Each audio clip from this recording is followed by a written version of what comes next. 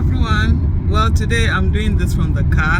Obviously, I'm on a journey, and so I just saw this now. It's from People's Gazette, and it says exclusive: Remi Tinubu boasts she stopped EFCC from arresting Mudashiru Obasa over multi-million-naira fraud in Lagos. I've not read the article, but the first thing is that it's just hitting my head. And just before I read this now, I saw an article where there's this former NHIS ES, Usman Yusuf. Is it? Yeah, Usman Yusuf. EFCC just raided his house, and so this was something that was put out yesterday. EFCC just raided his house. This is someone that has been critical of Tinubu's policies and how they are destroying the lives of Nigeria. So it comes to think that EFCC is more or less like a tool now that is being used by politicians. This particular Usman Yusuf had issues. There were corruption allegations against him and all of that. At one time, people even said that, hey, he was my husband. But there's nothing has not seen. But the main point here is that it seems as if EFCC is a tool. But anyway, let's look at this one. She says she's useful to them in Agege and Environs, and they don't want an immediate crack in their ranks now, a presidency official said. Remi Tinubu has thrown her weight behind impeached Lagos Speaker Mudashiru Obasa, shielding him from arrest and prosecution from EFCC agents who were ready to pounce on him upon arrival in the country over a multi-billion-naira fraud allegation, presidency sources have told People's Gazette. So you now stop. I don't even understand. This is when we talk about that Nigeria, we don't have institutions, we don't have strong institutions. What we have are strong men and women who do anything that they want to do anyhow.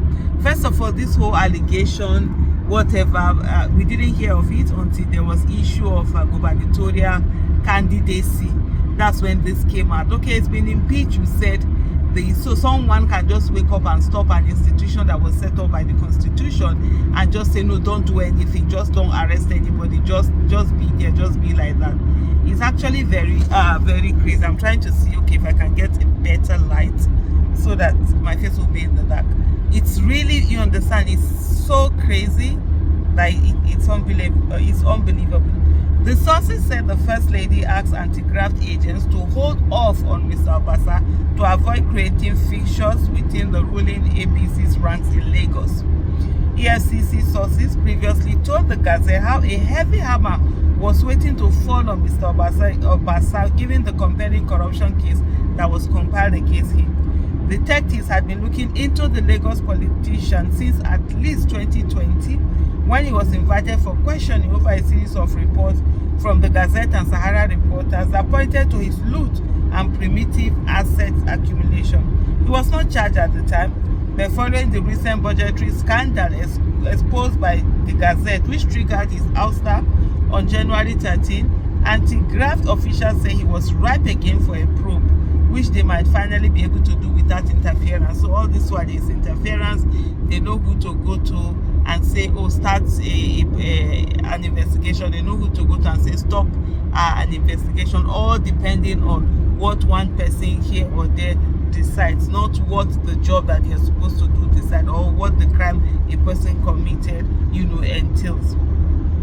However, Mr. Obasa last week braved the odds of his fraught political career in a daredevil move to return to Lagos, Nigeria, from the US to a rousing welcome from supporters.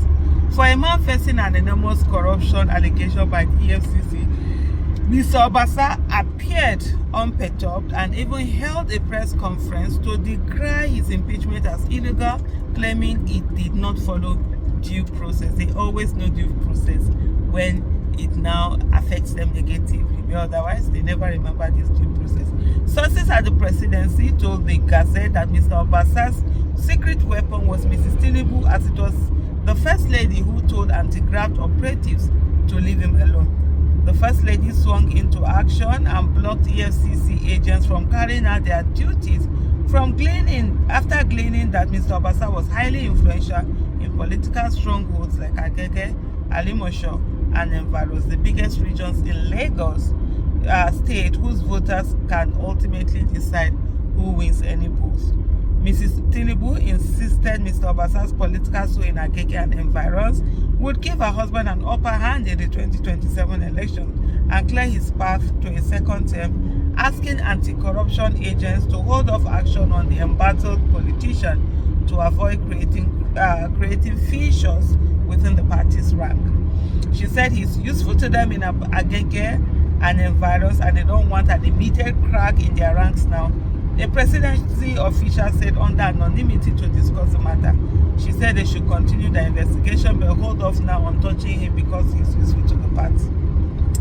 Sources to the EFCC also said they didn't receive anticipated signal from the presidency to move against Mr. Obasa, indicating the immediate impact of Mrs. Tinubu's dubious intervention. It's really dubious, intervention. So this is how our lives are just being run. This is how all these institutions have become, weapon of oppression at the hand of whoever it is that is in charge, whether legally or illegally, and they do whatever it is that they want to do.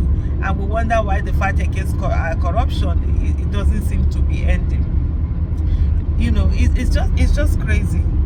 Anti-graft agencies in Nigeria have always been handicapped by political affiliations of the incumbent, often seeking approval at the highest levels before bringing criminal charges against corrupt politicians, even when sufficient evidence had already been collected and matter overdue to proceed, like we have with Ganduje. Ganduje is working freely. They're even giving him appointments here and there. This is someone that, if there's any of the politicians that really should be prosecuted, should be in court, it's Ganduje. But here he is walking around freely. Mr. Obasa declined comments when reached by the Gazette on Tuesday night and Wednesday morning, but he had repeatedly denied any allegation of corruption, blamed his political opponents for his ordeal, and said all actions leading to his removal as Lagos Speaker were illegal.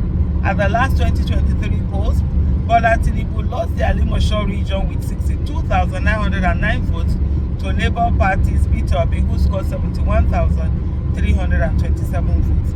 Mrs. Tinubu did not immediately return a request for comment seeking clarification, while she asked that Mr. Obasa be let off the hook.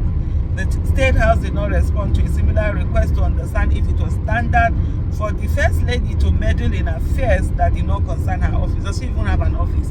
There's First Lady, there's something like First Lady office in the Nigerian Constitution.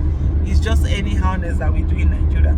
EFCC did not immediately return a request for comment as well. Well, that is it. Okay, the sun is coming, so it's sort of like affecting. The sun is behind me. That is it. It's just crazy how our lives are just being used anyhow. We are just sitting down here, they're using us pimple. Thank you for watching. Bye.